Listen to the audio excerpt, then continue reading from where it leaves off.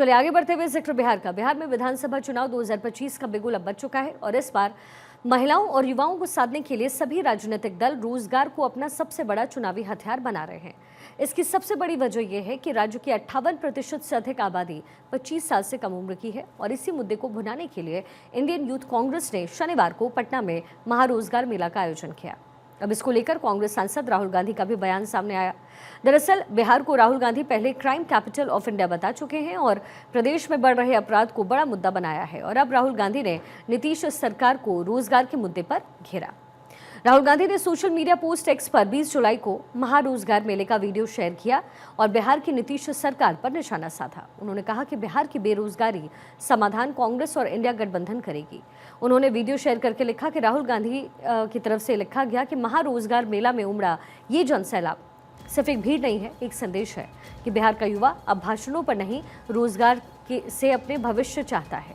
BJP और नीतीश सरकार ने बिहार को जिस तरीके से बेरोजगारी की आग में झोंका, वहां से लाखों युवाओं को रोजी रोटी के लिए पलायन करना पड़ता है। अपना गांव, अपना परिवार, सब कुछ पीछे छोड़ना पड़ता है। बिहार के युवा कर्मठ हैं, काबिल हैं, होनहार हैं। उनकी जरूरत बस स्थानीय और सम्मानीय रोजगार है। अब बदलाव की शुरुआत हो चुकी है। कांग्रेस और इंडिया गठबंधन सिर्फ आश्वासन नहीं, समाधान लेकर आया है।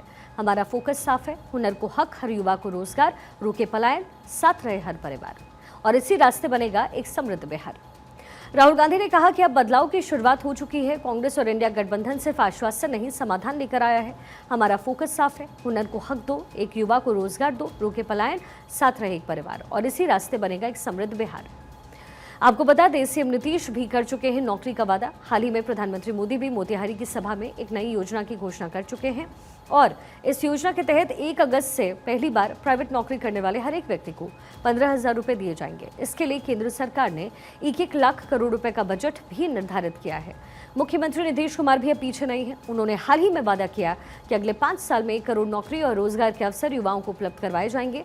राज्य कैबिनेट ने भी इस प्रस्ताव को मंजूरी दे दी है। आरजेडी नेता तेजस्वी यादव ने भी चुनावी वादे किए हैं। आरजेडी नेता तेजस्वी यादव ने भी चुनावी वादा करते हुए कहा कि अगर उनकी सरकार बनती है तो 10 लाख नौकरी, बेरोजगारी भत्ता, युवा आयोग, डोमिसाइल आधारित जॉब पॉलिसी लागू की जाएगी। उन्होंने कहा कि आरजेडी के शासन में कोई बिहारी रोजगार के लिए राज्य से बाहर नहीं जाएगा। आपको बता दें, बिहार चुनाव में इस बार रोजगार भी एक बहुत बड़ा मुद्दा बनकर उभरा है। हालांकि कांग्रेस के इस बार का जो केंद्रीय मंत्री चिराग पासवान ने इस बात का जवाब उनकी तरफ से दिया गया।